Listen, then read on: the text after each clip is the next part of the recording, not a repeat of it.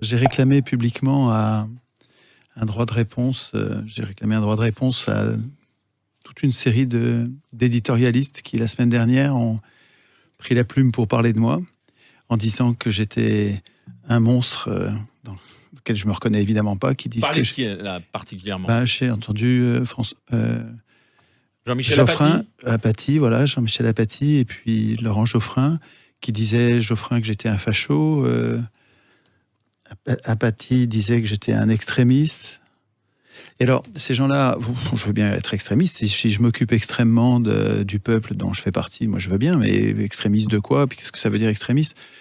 On parlait peut-être de vos fréquentations, mais on va en parler, ou en tout cas des inspirations que vous avez. Ça paraît pas raisonnable de juger quelqu'un à ses fréquentations, d'autant qu'il faudrait les prouver. Et puis, enfin, bon, il me semble que ces gens-là me reprochent de parler de quelqu'un dont je ne parle jamais, alors qu'eux en parlent tous les jours. Donc c'est un paradoxe quand même extravagant, quand même. Donc, je crois et à savoir... mon avis, ils cherchent à ne pas traiter le fond. Je pense que le fond du message que je défends est très dur à défendre, très dur à critiquer de la part des voleurs de pouvoir, de ceux qui sont aux manettes aujourd'hui dans le système de domination parlementaire. Alors justement, donc, on va en parler. Beaucoup de mal sur le détail. fond, et comme ils ont du mal avec le message, ils s'en prennent aux messagers, mais bon, vous regardez les commentaires de leurs éditoriaux, tout le monde le voit quand même. Il y a pas grand monde qui adhère à leur calomnie.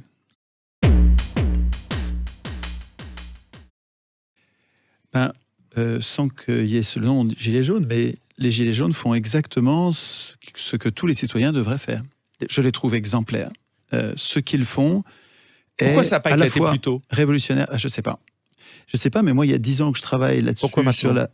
Je sais pas. Mais c'est pas parce qu'on sait pas que ça n'arrive pas. Voilà, on peut pas prévoir à l'avance pourquoi un peuple va se révolter, pourquoi il va se relever. En Tunisie, c'est quand quelqu'un se met le feu à lui-même et c'est scandaleux. Bon, en tout Vous cas, pensez pas que c'est Macron qui a pu être le déclencheur de ce mouvement, ou ça va au-delà de lui? Involontairement, je sais pas. C'est vrai qu'ils sont tellement... Les hommes au pouvoir et leurs sponsors financiers sont tellement arrogants, obscènes, insultants, humiliants, énervants, exaspérants, qu'il y a un moment où ça pète.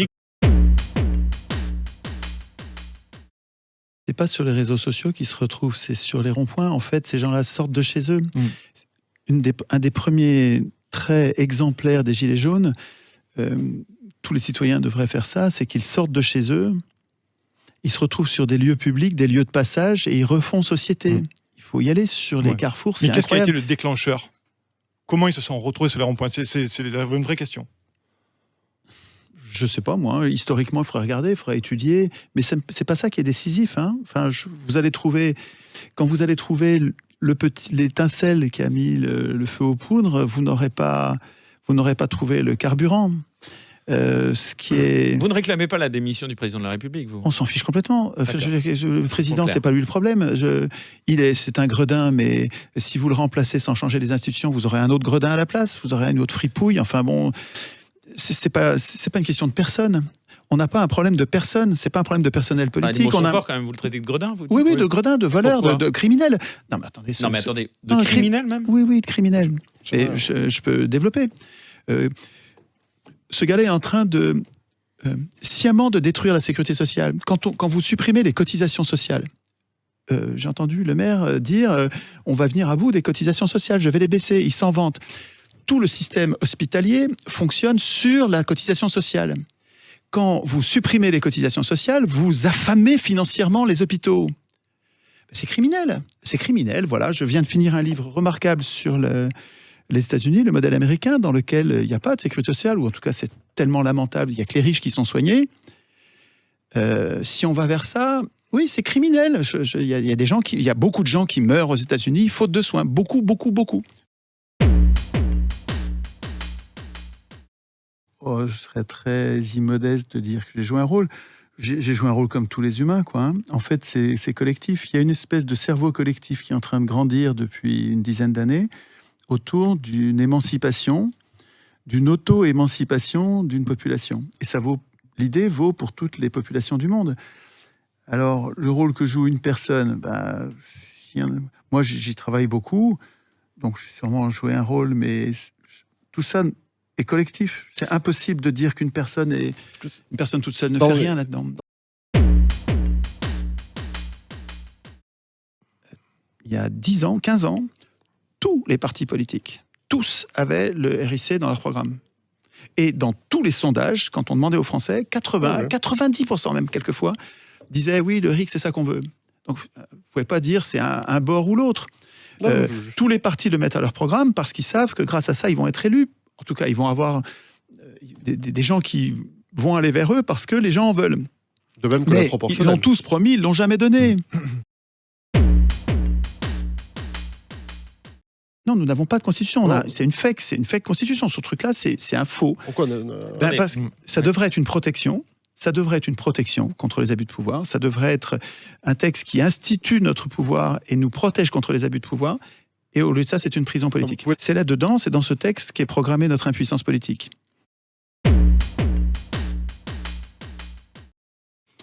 Alors, l'expression rouge-brun, elle est souvent dans la bouche, et à mon avis presque exclusivement dans la bouche de ceux qui défendent le système parlementaire.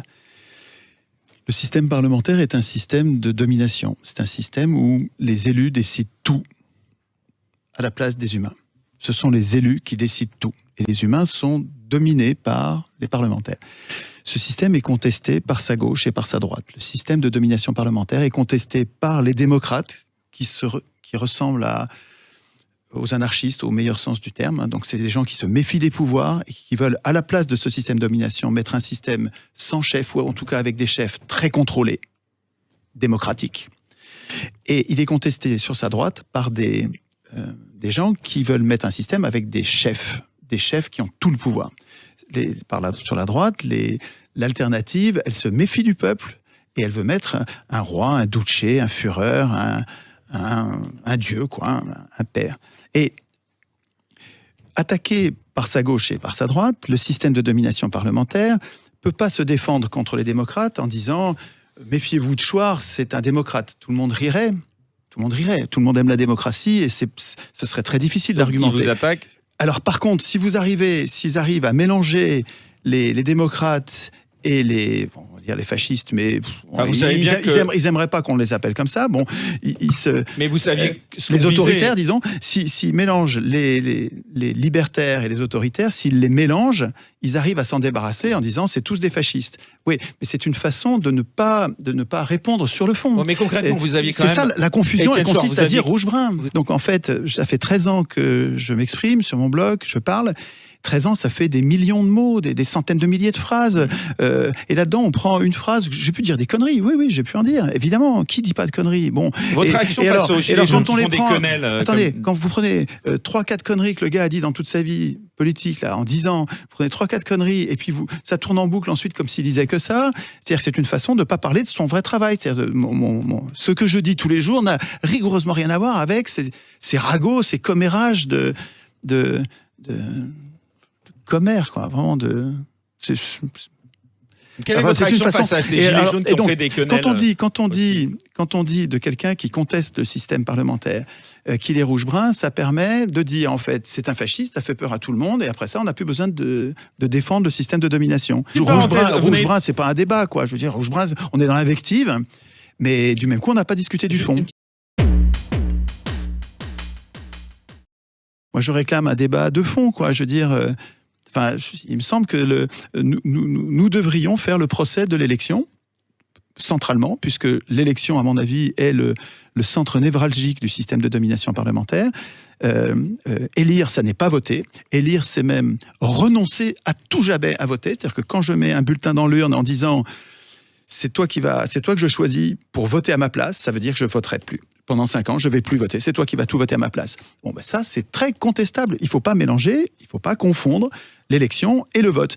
Or, les élus parlent indifféremment de l'un et de l'autre. Ils disent comme un devoir, allez voter. Mais on va jamais voter, on va élire, ce qui est précisément le contraire de voter. Donc il y a quand même un problème de choix de société. Est-ce que nous voulons voter ou est-ce que nous voulons élire ? Les démocrates voudraient voter leur loi.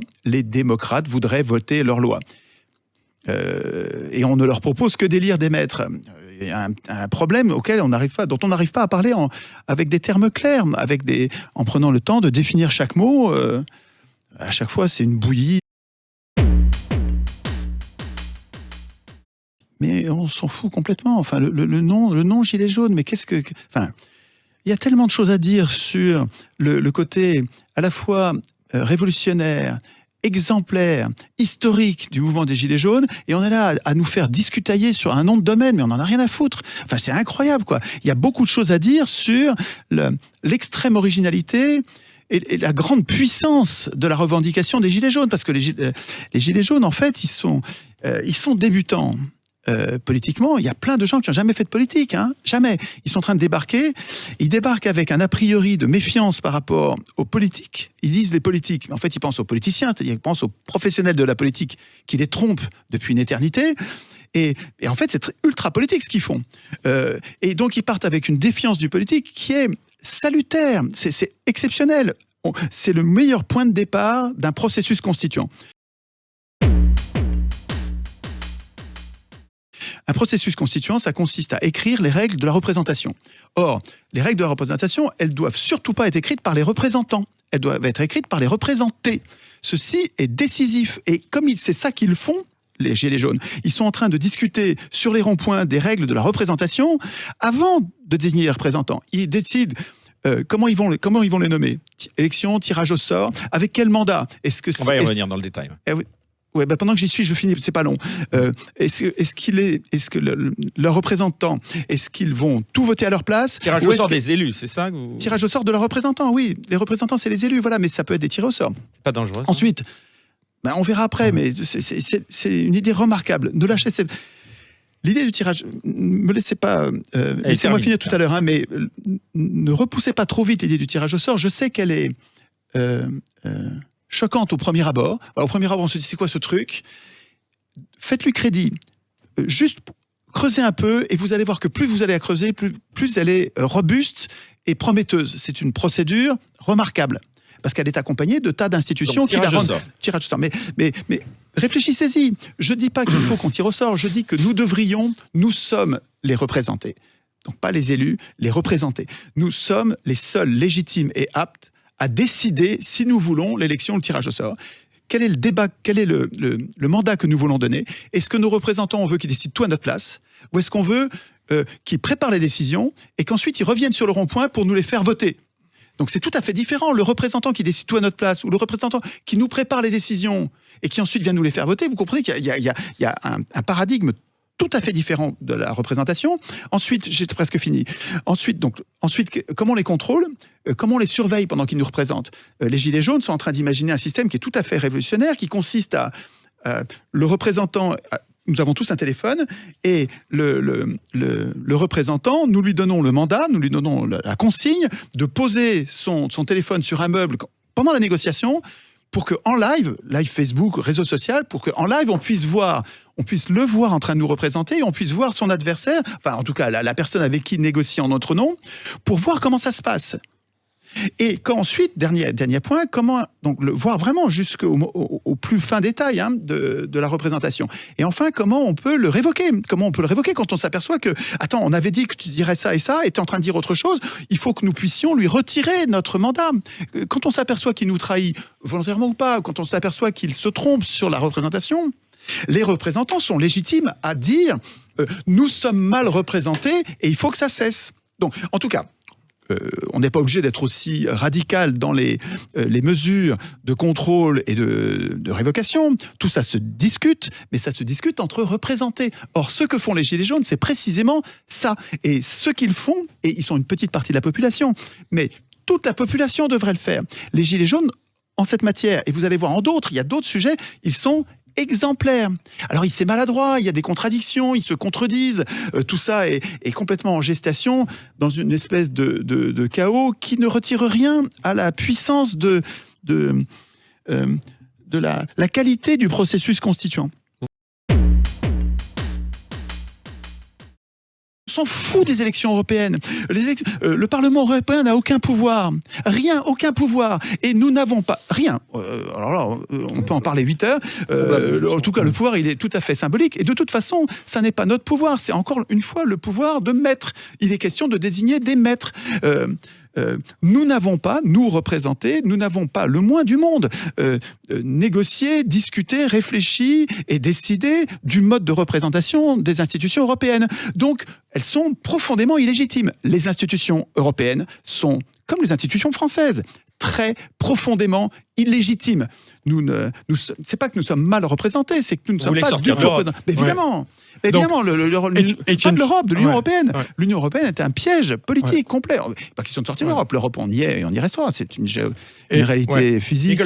Enfin, évidemment, puisque l'ultralibéralisme revient à paupériser les populations partout où il s'applique. Bon, mais donc effectivement, les gilets jaunes, sortent de chez eux. Exaspérés par une difficulté à vivre. Mais c'est poignant, hein, quand vous allez leur parler, vous allez voir, c'est des gens qui sont très pauvres. On n'imagine pas de vivre dans ces conditions de pauvreté. J'étais à Bordeaux, il s'est trouvé que la conférence était en même temps que des gens qui se battaient sur l'écologie. Et donc ils ont fait un discours sur l'écologie avant qu'on parle de démocratie et du mouvement des Gilets jaunes. Et les gilets jaunes qui étaient dans la salle et qui les entendaient parler, ils disaient « mais vous nous cassez les pieds ». Ils n'ont pas dit « casser les pieds ». Hein. Ils disent « vous nous cassez les pieds avec l'écologie, je n'arrive pas à nourrir ma fille. » Hein. Donc arrêtez de nous casser les pieds. Donc je veux dire, et donc c'est effectivement le libéralisme qui consiste à jeter les faibles dans les... Plutôt qu'on s'occupe de l'orphanement plutôt que de la fin du monde. C'est ça que vous voulez dire avant. Ouais. En tout cas, il se trouve que ce sont des considérations économiques, financières, sociales qui les ont jetés dehors, mais que, en se retrouvant dehors, dans le froid, sous la pluie, même la nuit, ils restent. Ils font société, ils s'aperçoivent qu'ils n'étaient pas seuls à être pauvres, ils n'ont plus honte d'être pauvres, ils sont en colère. Et écoutez bien, ils sont en train de refaire société. C'est-à-dire qu'ils sont en train de repenser la façon dont ils veulent vivre ensemble. Donc bien sûr, en même temps que ça se passe, ils se hissent politiquement à un niveau supérieur aux revendications qu'ils ont mises dehors. Une prison politique, c'est-à-dire que en fait, quand il y a des décisions à prendre, quand il y a des choix à faire, nous ne pouvons décider de rien. Voilà. Nous ne sommes pas citoyens, nous ne votons pas nos lois, nous ne discutons pas nos lois. Nous élisons quelqu'un, c'est-à-dire que nous abdiquons notre souveraineté au profit d'une personne qui va, et vous m'arrêtez si j'exagère, qui va tout décider à notre place. Du moment où on l'élit jusqu'à la prochaine élection, nous ne déciderons... Il y a une Assemblée nationale, quand même. Une Assemblée nationale qui va tout décider à notre place. C'est-à-dire que vous avez une bande de personnes... 577 députés, voilà, c'est quand même pas sur une seule personne. Non, une bande de personnes qui, en groupe, vont tout décider à la place des 40 millions d'électeurs. Bon, mais cette impuissance politique, elle ne tombe pas du ciel, elle est écrite dans un texte dont nous sommes absents. Quand vous lisez la Constitution, nulle part il est écrit « le peuple n'a aucun pouvoir ». C'est pas écrit comme ça. Il va falloir que vous preniez les articles et que vous cherchiez où est-ce que vous êtes. Et vous allez voir, vous n'êtes nulle part. Vous allez voir, le Parlement vote les lois. Donc, ce n'est pas les citoyens qui votent les lois, etc. Vous prenez n'importe quel article, nous n'y sommes pas. Et nous n'y sommes pas parce que nous ne l'avons pas écrit. Nous n'y sommes pas parce que nous avons laissé écrire les règles de la représentation par les représentants qui, partout sur Terre, il n'y a pas qu'en France, hein, bien sûr, partout sur Terre, quand ce sont les représentants qui écrivent les règles de la représentation, ils instituent leur pouvoir de représentant et l'absence de pouvoir des représentés. Et c'est pas une fatalité, c'est juste le fait, c'est le résultat d'une démission. Alors, volontaire ou non, les gens ne le savent même pas. Moi, avant d'y réfléchir, je faisais comme tout le monde et je ne savais pas que j'étais démissionnaire. Mais c'est bien, volontairement ou non, une démission des représentés de la rédaction des termes de la représentation qui nous conduit à l'impuissance. C'est donc pas du tout une fatalité. C'est une bonne nouvelle que je vous donne là. Cette prison-là, en fait, nous en avons la clé. Elle est entre nos mains. Il suffit de faire des ateliers constituants, de nous entraîner entre nous. Vous êtes pour une 6e République? Non, je suis pour une première démocratie. Et en fait, je vais trop loin parce que je dis que moi, je préfère une démocratie. Mais c'est pas à moi de décider. Il me semble que les humains seraient légitime et apte à décider qu'il préfère une aristocratie, ou il préfère une république, ou il préfère une démocratie. Ce que je soutiens, c'est que le processus constituant doit être démocratique. Nous devrions réfléchir entre nous, commune par commune, sur le système que nous voulons. Est-ce que c'est une démocratie? Est-ce que c'est un système représentatif? C'est pas un peu utopiste, voire naïf, non? Comment? C'est pas un peu utopiste, voire naïf? De toute façon, les utopistes, c'est ce qui n'a pas encore été essayé. Hein. Je veux dire, si vous n'êtes pas utopiste, vous êtes ultra conservateur. C'est possible, mais vous êtes légitime à être conservateur. Mais j'ai aucun problème avec les utopies. Hein. La suppression de l'esclavage était une utopie avant qu'elle n'advienne. C'est marrant. C'est marrant que vous fassiez le reproche à l'alternative du référendum d'initiative populaire, le reproche d'offrir des prises au lobby, comme si l'élection ne donnait pas de prise au lobby. Enfin, c'est pas spécifique du tout. Enfin, vous voyez bien que l'élection rend les décisions politiques complètement asservies au lobby. Je veux dire, le Parlement européen, et c'est un repère de lobbyistes, un repère. C'est-à-dire que progressivement, alors ça vient pas tout de suite, mais en 200 ans, on arrive à une organisation des parlementaires qui sont totalement gangrénés par les lobbies. Même notre Conseil constitutionnel est complètement corrompu par les lobbies. Le RIC, le référendum d'initiative citoyenne, n'est pas une institution, ça n'est pas l'institution de la démocratie. C'est une capsule de démocratie à l'intérieur d'un système représentatif. Quand nous décidons que nous n'avons pas envie de faire de la politique tous les jours et que nous avons besoin de représentants et que ce sont des représentants élus ou tirés au sort, peu importe qui, donc ce sont d'autres que nous qui vont voter les lois, le référendum d'initiative citoyenne nous permet de garder la main, nous permet de, quand nous observons que nos représentants sont en train de voter une loi qui ne nous convient pas, ça nous permet de reprendre la main en disant non, celle-là on va l'abroger, on n'en veut pas. Ou bien quand les représentants refusent obstinément de nous donner une loi que nous voulons, ça nous permet d'imposer une loi que nous voulons, malgré la volonté de nos représentants. Quand un représentant est en train de servir des intérêts privés au lieu de servir l'intérêt général, quand nous avons l'impression qu'il ne nous représente pas, ça nous permet de le révoquer de notre propre initiative. Et ça nous permet aussi de changer la Constitution si nous estimons que dans la Constitution, il manquait des règles dont nous avons besoin. Mais si vous voulez, le RIC, c'est un complément démocratique à l'intérieur d'institutions représentatives. Mais une démocratie directe, dans une démocratie directe, nous voterions toutes nos lois, et si nous votons nos lois, nous n'avons pas besoin de référendum d'initiative. Alors, dans le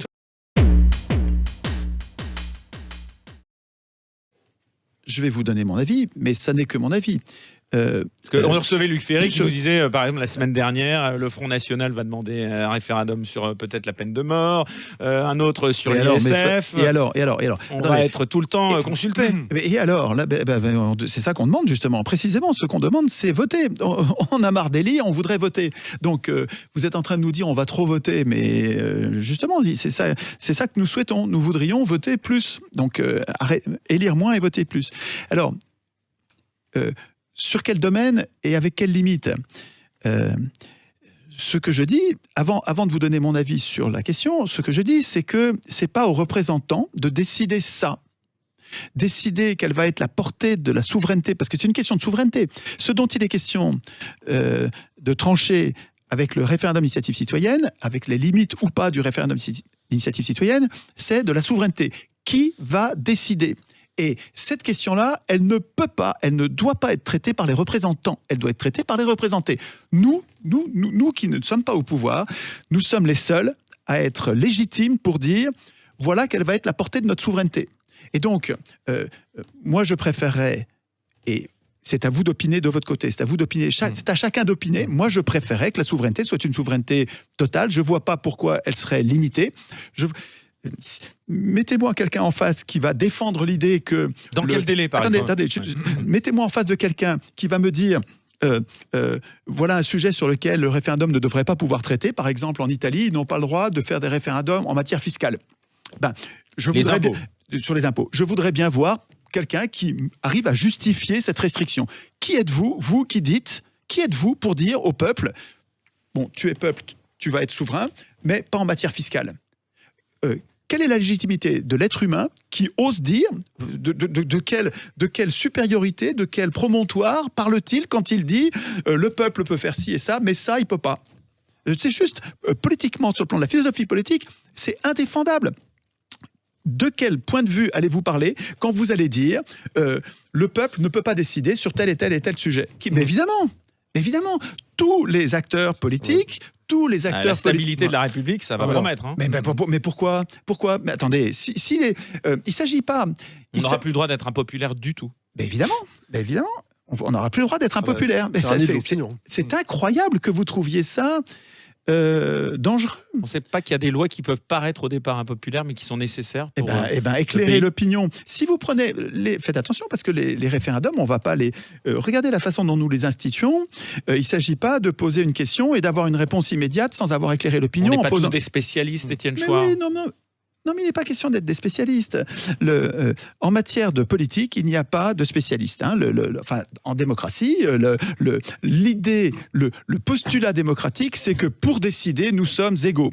En politique, hein. Nous allons être éclairés par des spécialistes, d'avis divergents d'ailleurs, parce que souvent, sur la plupart des points, il y a des arguments pour et il y a des arguments contre.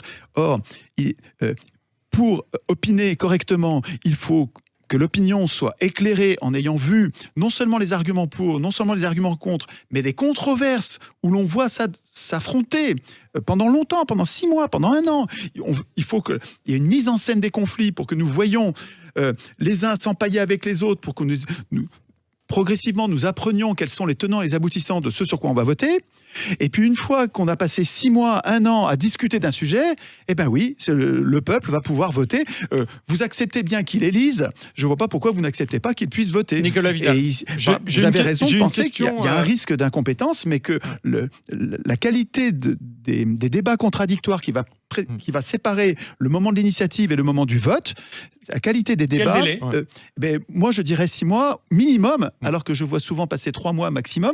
Je dirais 6 mois minimum, et même souvent 1 an. Quand vous sentez, par exemple, sur une question comme la peine de mort, où c'est particulièrement controversé, et c'est vrai que il faut partir... Moi, je suis contre la peine de mort. Vous êtes pour reposer la question? Non, pas du tout. Mais c'est le chiffon rouge qu'on agite sans arrêt pour nous faire peur. Je vous donne un cas concret. Admettons que suite à un crime odieux, où tout le monde est énervé, voilà, et la population aurait tendance à dire maintenant je la veux. Mais si vous décidez dans vos institutions... Donc on refait un référendum dans ce cas-là sur la peine de mort, selon vous? Mais vous ne pouvez pas l'interdire. Comment voulez-vous l'interdire? Si c'est une question importante pour la société, laissez la société se questionner elle-même. Simplement, si les institutions que vous avez pensées, si les institutions que vous avez pensées nous obligent à ne pas décider sous l'influx de la colère, mais nous obligent à discuter longuement avant de prendre quelques décisions que ce soit, vous aplanissez ce risque de décision dans l'urgence. Et en plus, vous donnez la possibilité d'éclairer l'opinion comme on ne l'a jamais fait dans l'histoire des hommes. Nos républiques ne nous ont jamais présenté des débats contradictoires de la qualité que celle que nous sommes en train d'instituer sur les ronds-points et les péages. Nous sommes en train de discuter de la qualité de la mise en scène des conflits qui va séparer l'initiative votée, enfin, et le moment du vote. Il y a beaucoup moins de danger que nous prenions de mauvaises décisions comme ça qu'avec les parlementaires qui sont sous l'influence constante des lobbies.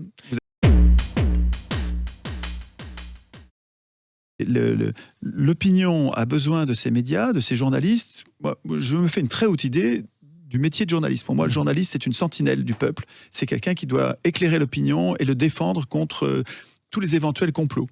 Aujourd'hui, c'est extravagant, les journalistes qui devraient dénoncer les complots et qui devraient aider les lanceurs d'alerte condamnent, traquent, martyrisent les lanceurs d'alerte en les traitant de complotistes. Enfin, c'est extravagant, c'est le monde à l'envers. C'est-à-dire que il y a presque plus de journalistes. Il y a quelques journalistes qui font encore le boulot, mais la plupart sont achetés par 9 milliardaires. 9 milliardaires ont acheté pratiquement tous les journaux du pays. Presque tous les journaux du pays. C'est tout à fait... c'est extrêmement dangereux pour le et lesquels, par exemple tous les journaux. Il y a pas... tous les journaux. Pas nous. Je parle des journaux au papier. Hein, donc, Le Point, l'Express, Libération, Le Monde, enfin, ils sont tous achetés par des banquiers. Vous avez le Crédit Mutuel qui a acheté le quart sud-est de la presse quotidienne régionale, la PQR. Pourquoi un banquier, pourquoi le Crédit Mutuel achète le quart des journaux du pays? Enfin, je veux dire, bon, bref. Donc, il est le rôle de la presse. J'ai envie de dire. Ah non, parce que c'est très important. Non, c'est très important que les journalistes soient indépendants. Quand un journaliste est subordonné d'un milliardaire, soit il sert les intérêts du milliardaire, soit il est viré, et ne reste plus que des journalistes qui sont dans l'idéologie Vous ne croyez pas à l'indépendance des journalistes de Libération, de l'Express Pas et du du Point? pas du tout, mais je vois leur dépendance au quotidien, bien sûr.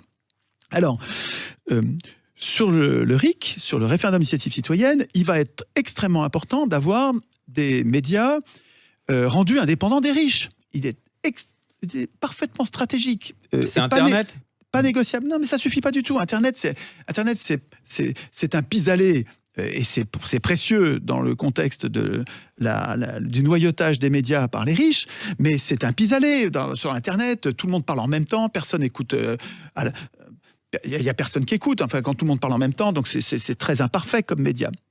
Alors, je voudrais, pour répondre à votre question, parce que vous allez voir, parce que c'est une réponse circonstanciée que je vais vous donner. Nous avons pensé à ça, évidemment. Nous savons bien que le référendum d'initiative populaire, dans un contexte médiatique où les plus riches ont acheté tous les médias, c'est extrêmement dangereux parce que les médias vont nous mettre la tête à l'envers et vont nous conduire à voter contre nos intérêts. C'est ce qu'on voit d'ailleurs dans la plupart des pays du monde où il y a le référendum d'initiative citoyenne. Ça n'entraîne pas du tout une révolution ou un changement de justice sociale parce que les médias intoxiquent l'opinion au lieu de l'éclairer. Alors, ce qu'il faudrait, c'est que les journalistes soient libres. Alors, je sais bien qu'ils se sentent libres. Je sais bien que les journalistes de Libération, du Monde disent « mais moi, il n'y a personne qui me donne des ordres ». Oui, le problème, c'est que leur idéologie néolibérale a fait qu'ils restent encore en poste. Tous ceux qui ne sont pas de la même idéologie ont été virés et c'est très librement que leur position néolibérale s'exprime de façon néolibérale dans leur colonne. Et donc, c'est vrai qu'il n'y a personne pour donner des ordres, mais il faut comprendre que c'est au moment de l'embauche ou du licenciement que l'idéologie d'un média est transformée par le fait qu'il a été acheté. Alors, je vous allez voir, c'est très court, hein, ça tient en un article. Moi, je suggère que les Gilets jaunes et les citoyens ensuite, parce que je répète, les Gilets jaunes sont exemplaires de ce que nous devrions tous faire. Voilà ce que je suggère que nous écrivions, mais ça, c'est un point de départ à discuter. C'est-à-dire qu'il y a une colonne blanche à côté pour que chacun discute en amendant, en disant « Schwartz exagère », il corrige, en rajoutant... Alors, je vous lis. Donc, c'est un tiret à l'intérieur de l'organisation des débats contradictoires. L'opinion des citoyens, donc il y a une pétition de principe d'abord. L'opinion des citoyens doit être honnêtement et complètement éclairée en toutes circonstances. Point. Donc ça, c'est ce qui permet de comprendre ce qui va suivre. Dans ce but, tous les médias du pays, journaux, radio, télé, évidemment, mais aussi agences de presse, instituts de sondage et instituts de statistique, c'est-à-dire tous les organes qui permettent d'éclairer l'opinion, c'est tout à fait essentiel ça, doivent appartenir à leurs journalistes et employés du moment. Point. C'est une idée. Avec quel argent, Étienne? Non. Attendez, l'argent, c'est absolument jamais un problème. Aucune personne physique ou morale ne peut acheter un média quel qu'il soit. Aucune personne physique ou morale ne peut acheter un média. C'est une idée. Je ne dis pas que c'est la seule. Il y a d'autres idées, évidemment, pour assurer l'indépendance des médias. Mais voilà une idée qui permet de libérer les journalistes de l'assujettissement, parce que quand on est salarié, on est subordonné, de l'assujettissement à un milliardaire. Et je continue, il y a juste une phrase. Les actuels propriétaires des médias doivent les céder gratuitement à leurs employés, maintenant là, et la Chambre des médias, qui est une chambre tirée au sort, veille à l'application de ces règles. Ce que je veux vous dire, c'est de la même façon que vous n'accepteriez pas que les juges soient privés et soient contrôlés par les riches. Ça vous choquerait que les juges qui vont rendre la justice, ça vous révolterait qu'ils soient subordonnés aux riches et que la justice soit subordonnée aux plus riches du pays. Ça vous choquerait. Eh bien, les journalistes, c'est pareil. Et nous devrions faire des journalistes, nous devrions les protéger en les payant, s'il le faut. Mais bien sûr, parce que nous préférons payer les juges plutôt que les juges soient payés par les journalistes, par les riches. Que ce soit des fonctionnaires. Mais des fonctionnaires indépendants. Regardez, les juges, nous les payons et ils sont indépendants, nous assurons leur... Alors c'est imparfait, mais ça pourrait être mieux. Mais vous comprenez l'idée. Les juges, ils sont indépendants. Eh bien, réfléchissez-y. C'est pas un référendum aussi? Non, pas du tout. Ça pourrait très bien être... il pourrait très bien y avoir des écoles de journalisme. Les jeunes gens qui veulent journalistes, ils passeraient, comme aujourd'hui, ça existe déjà, mais il faudrait les rendre indépendants des riches. Vous savez, il existe des poissons volants, mais ils font pas la loi du genre. Voilà, donc il reste quelques journalistes indépendants, bien sûr, mais ils font pas la loi du genre. La plupart sont complètement alignés sur l'agenda néolibéral aujourd'hui, c'est-à-dire des ultra riches, quoi. Sur l'aspect pratique, on pourrait voter. vous pouvez vous échiner à instituer une souveraineté politique, la mieux instituée du monde, si vous n'instituez pas en même temps une souveraineté monétaire qui vous permet de financer vos décisions. Vous avez discuté pour rien, parce que si vous avez mis en place votre souveraineté politique et à chaque fois que vous prenez une décision, il faut que vous alliez voir un banquier en disant « et ça, on le finance ou pas ?» Il vous dit « non, ça, on le finance pas. » C'est lui le souverain. En fait. Et si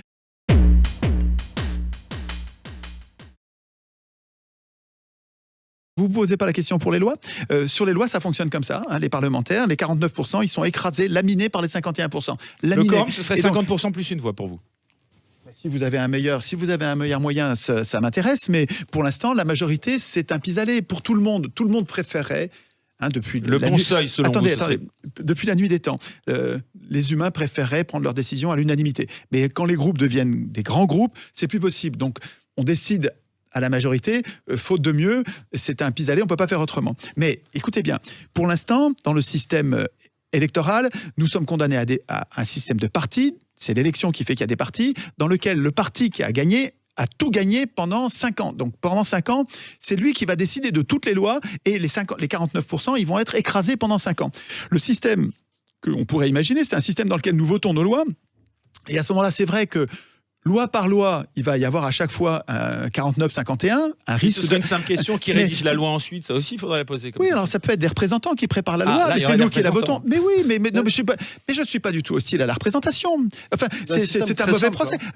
Je ne suis pas du tout hostile à la représentation. Je soutiens simplement que c'est pas aux représentants d'écrire les règles de la représentation. C'est-à-dire que c'est aux représentés de dire quel type de représentants ils veulent. Ceci est absolument décisif et révolutionnaire. Ce que font les Gilets jaunes, quand ils parlent de ça, est révolutionnaire et exemplaire. La constitution de la 5e a été validée par référendum. C'est une anti-constitution. C'est le peuple. C'est une anti-constitution. Mais c'est une anti-constitution, évidemment. C'est le peuple qui l'a votée. Ce sera le dernier mot. Et donc, Gabriel, c'est une anti-constitution. Vous faites la démonstration que le fait de voter la Constitution ne suffit pas à nous protéger. On nous balade. Le référendum ne suffit pas. Non, mais un référendum ne suffit pas pour la Constitution, ça c'est évident. Il faut que nous l'écrivions nous-mêmes. Oui, absolument. Il faut que nous l'écrivions nous-mêmes. Le fait de la voter ne suffit pas, parce qu'on se fait enfumer. À Maastricht, c'était pareil. Il suffit de pas mettre dans le débat, par exemple, l'article 104 de Maastricht qui nous a privé de la souveraineté monétaire. Il n'y a pas eu le débat. Nous avons voté à Maastricht sans qu'il y ait le débat sur l'article 104, ce qui est un scandale absolu. Donc, un référendum ne va pas rendre la Constitution, entre guillemets, parce que c'est une fausse, c'est une prison, ne va pas la rendre légitime pour autant.